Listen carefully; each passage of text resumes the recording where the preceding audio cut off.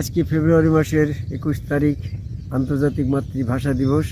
আমাদেরও প্রতি মাসে মাসিক মাহফিল এই তারিখেই হয়ে থাকে, তো সেটা আমরা দিন পালনে করছি। তো যাই হোক, একটা বিষয় বলতে চাচ্ছি, এই মুহূর্তে আমি আছি চুয়াডাঙ্গা জেলার আলমডাঙ্গা উপজেলার আইলহাস ইউনিয়ন, যেটা জলগাছার মাঠ বলে। এই মাঠের এই গম ক্ষেত, ভুট্টার ক্ষেতের পাশে দাঁড়িয়ে আছি।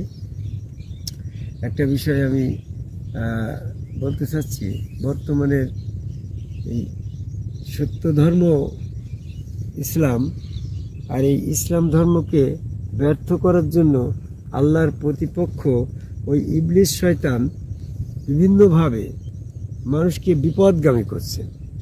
তো আমি কোরআন গবেষণা করে দেখলাম, মৃত্যুর পরের জগৎ গায়েব জগৎ। এই গায়েব জগৎ সম্পর্কে দুইটা জিনিসের বিষয়। একটা জিনিস, এই সাধারণ মানুষ, আল্লাহ ছাড়া সাধারণ কোনো মানুষ গায়েব জগৎ সম্পর্কে কিছু জানে না। আর শয়তান ওই ফাঁকেই মানুষকে গায়েব জগৎ সম্পর্কে বিভ্রান্তি করছে। যখন একটা বিষয় সম্পর্কে তোমার সত্য জ্ঞান থাকবে, তাহলে সেই বিষয় সম্পর্কে তোমাকে কেউ বিভ্রান্ত করতে পারবে না, প্রবঞ্চিত করতে পারবে না। কিন্তু যে বিষয় সম্পর্কে তোমার কোনো জ্ঞান নেই, সেই বিষয় সম্পর্কে তোমাকে বিভ্রান্ত করতে পারে। তো ঠিক গায়েব জগৎ, মৃত্যুর পরের জগৎ গায়েব জগৎ। এই গায়েব জগতের খবর এক আল্লাহ ছাড়া কেউ জানে না। সূরা নামলে 65 নম্বর আয়াত। গায়েব জগতের খবর রসুল মুহাম্মদ সাল্লাল্লাহু আলাইহি ওয়াসাল্লাম, আমাদের নবীও গায়েব জানে না। আর সূরা আনামের 50 নম্বর আয়াত, সূরা আরাফের 188 নম্বর আয়াত। তো নবীও গায়েব জানে না, আল্লাহও গায়েব জানে না, এই আল্লাহ ছাড়া কেউ গায়েব জানে না। তাহলে সাধারণ মানুষ কিভাবে এই গায়েবের খবর জানবে? এই জন্য ইবলিস এই গায়েব জগৎ সম্পর্কে মানুষকে বিভ্রান্ত করবে। সেটা কিভাবে করছে, আমি সেটা একটু বিষয়। যেমন মৃত্যুর পরের জগৎটাই আমরা কি পরিস্থিতি হবে, আল্লাহ পাক সেটার তার ওহির মাধ্যমে জানিয়ে দিয়েছে। তো সেই ওহিটা ফলো না করি বর্তমান প্রচলিত এই হেজিতি ইসলাম যারা আছে, তারা যে সমস্ত কথাবার্তাগুলা গায়েব জগৎ সম্পর্কে বলছে, এই কথাবার্তাগুলাই প্রমাণ হয় যে এইটা কোরআনের ধর্ম নয়, এটা হচ্ছে নবী মুহাম্মদ সাল্লাল্লাহু আলাইহি ওয়াসাল্লামের রেখে যাওয়া ধর্ম নয়। এই বর্তমান প্রচলিত জনসমাজ সম্পূর্ণ এজিতি ধর্ম, এই সম্পূর্ণ মিথ্যা বানোয়াটের ধর্ম, এই ধর্মটা সম্পূর্ণ ইবলিসের অনুসারী ধর্ম।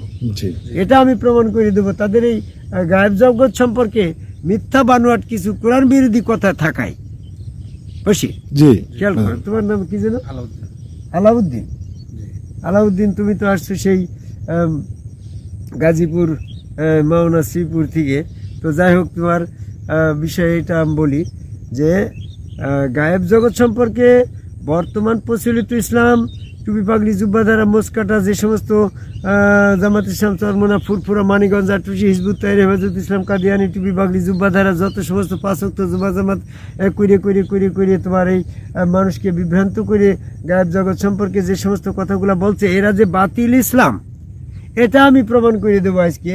যে তাদের কথাবার্তা, আচার আচরণ, কর্মক্ষেত্র ওইটা মানে বুঝ দিয়ে প্রমাণ হবে যে বুঝটা যদি কোরআনের বুঝ হয়, তাহলে তারা নবী মুহাম্মদ সাল্লাল্লাহু আলাইহি ওয়াসাল্লামের ধর্ম, আল্লাহর ধর্ম, যেহেতু আল্লাহর নবীর মাধ্যমে তো কোরআন নিয়ে আসছে।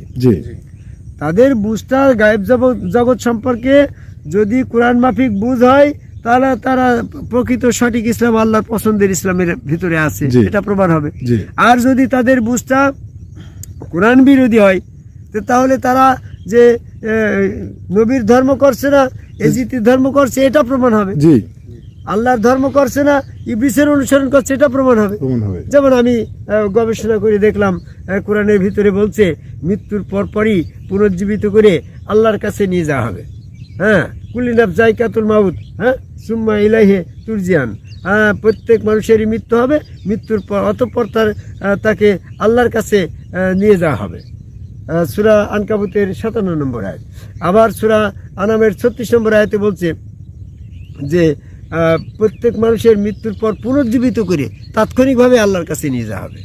আর ওরা বলছে কি, মৃত্যুর পরে তোমার কবরে নিয়ে আসা হবে, কবরে নিয়ে এসে তোমার কবরের ভিতরে লাশ দেওয়ার পরে সেখানে আত্মা সংযোজন করে প্রশ্ন করা হবে মান রাব্বুকা মান দিনুকা মান হাজার আজুন। তাহলে আল্লাহ পাক বলছে যে সরাসরি আল্লাহর কাছে নিজে ইমান পরীক্ষা করা হবে, আর এরা বলছে কবরের ভিতরে মুনকার নাকির পরীক্ষা। তাহলে কবরের ভিতরে বা জীবিত করে মান রাব্বুকা মান দিনুকা এই তিনটি প্রশ্ন করা হবে, এই মর্মে কোরআনে কোনো আয়াত নেই। আর কোরআনে যেটা বলছে আল্লাহর কাছে নিয়ে যাওয়া হবে, আল্লাহ পাকের পা উন্মোচন করে পায়ে সেজদা দিয়ে ইমান পরীক্ষা করা হবে। যারা দুনিয়াতে আদম সেজদা করেছে তারা সেদিন সেজদা করতে পারবে, আর যারা দুনিয়াতে আদম সেজদা করে সালিমত অর্জন করে না তারা সেদিন পারবে না। তাহলে কোরআনের কথার সাথে এদের কথার মিল নেই। কোরআনে আছে আদম কামাই সেজদা পরীক্ষা করে ইমান পরীক্ষা করা হবে, আর এরা বলছে মান রাব্বুকা মান দিনুকা মান হাজার আজুলুন, এই কবরের ভিতরে এই প্রশ্ন করা হবে। তো তাহলে এই প্রচলিত যারা কবরের ভিতরে মান রাব্বুকা মান দিনুকার মাধ্যমে ইমান পরীক্ষা করায় বিশ্বাসী, তারা নিশ্চয়ই আল্লাহর কোরআনের বিশ্বাসী নয়, নবীর কোরআনে বিশ্বাসী নয়, আল্লাহর ধর্মে বিশ্বাসী নয়, তারা হচ্ছে ইবলিসের ধর্মে বিশ্বাসী। তাহলে এই ধর্ম মানুষকে কিভাবে প্রবঞ্চিত করছে? মানুষকে প্রবঞ্চিত করছে যে যদি ইবলিসকে মানুষকে যে প্রশ্নটা করে সেদিন ইমান পরীক্ষা করে জান্নাত জাহান্নাম নির্ধারণ করা হবে, সেই প্রশ্নপত্রটার উত্তর যদি ইবলিস যথার্থ দিয়ে ফেলে তাহলে তো ন্যায় বিচারের স্বার্থে ইবলিসকে বেহেশত দেওয়া লাগবে। তাহলে আল্লাহ যখন ইবলিসকে কখনো বেহেশত দিবে না, তখনই সেটা কি হবে, ইবলিসকে পরীক্ষা করার জন্য যে প্রশ্ন করলে ইবলিস ফেল করবে সেই প্রশ্নটাই করতে হবে। তো ইবলিস কোন হুকুম অমান্য করে কাফের হইল? সাধারণ কিছু বুঝতে আছে, তুমি যে হুকুমটা অমান্য করে কাফের হয়েছো সেই হুকুমটা যদি তুমি পালন না করো, অন্য প্রশ্ন করে যদি তুমি পাশ করে দাও, তাহলে তো তোমাকে মুমিনত্ব দেওয়া লাগে। তাহলে ইবলিস আদম কাবাই সেজদা না করে কাফের হয়েছে, সূরা বাকারা 34 নম্বর আয়াত।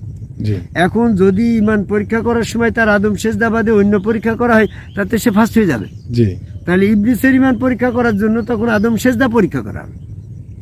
এটা তো সাধারণ একটা পাগলেরও বুঝ আছে। সাধারণ মানুষের যে বুঝ যে ইবলিসের জন্য আদম সেজদা পরীক্ষা না করলে ইবলিস ফার্স্ট হয়ে যাবে, আর ফার্স্ট হলে তাকে ন্যায় বিচারের সাথে ব্যস্ত দেওয়া লাগবে, আর তা যদি না দেওয়া হয় তাকে দোজখে দিলেই ন্যায় বিচার থাকবে না। এই জন্য ইবলিসের ইমান পরীক্ষা করার জন্য আল্লাহ পায়ে সেজদা করবে, পায়ে সেজদার মাধ্যমে পরীক্ষা করা হবে।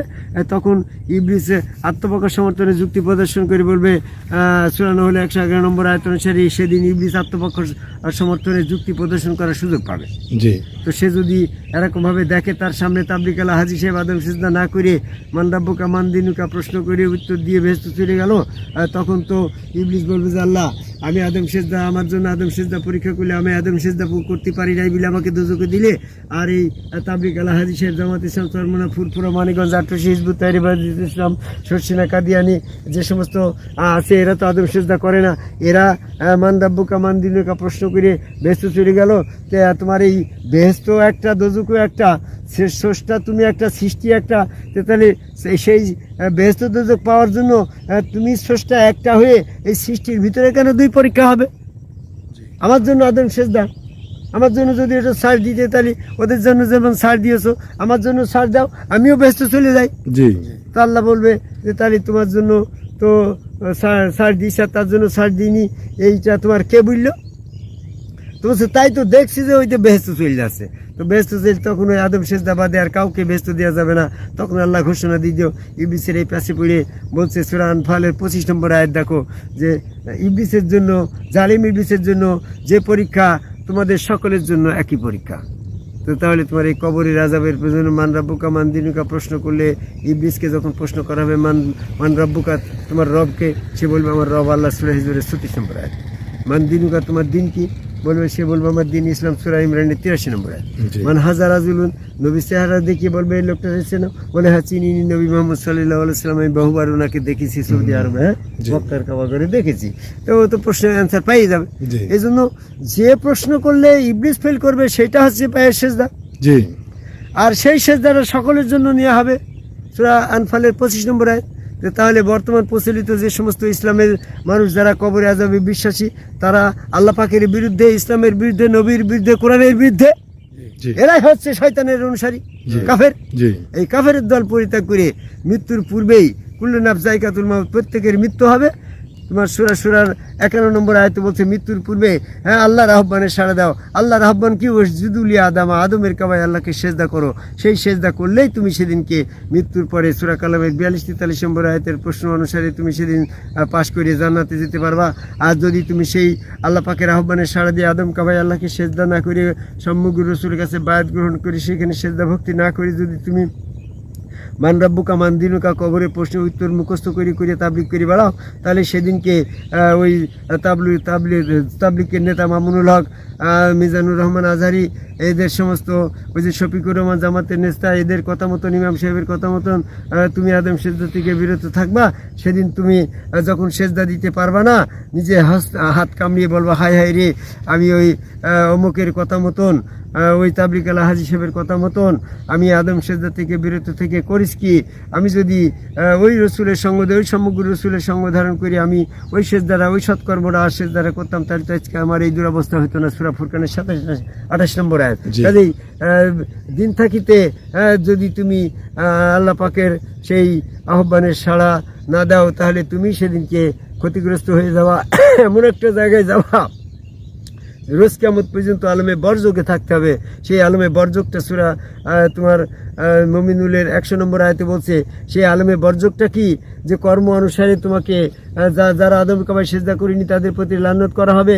আর লানত করলে তাকে কতকে শুয়োর কতকে বানর বানিয়ে নিয়ে ওই জীব জগতে পাঠিয়ে দিয়ে হবে। রোজ কিয়ামত পর্যন্ত সেখানে জীব জানোয়ার হয়ে ঘুরে বেড়াতে হবে। এটাই তোমার সিজ্জিন জগতে। সিজ্জিন জগৎটা হচ্ছে আড়াল জগৎ। এই আড়াল জগৎটাই হচ্ছে জীব জানোয়ার পশু পাখির জগৎ।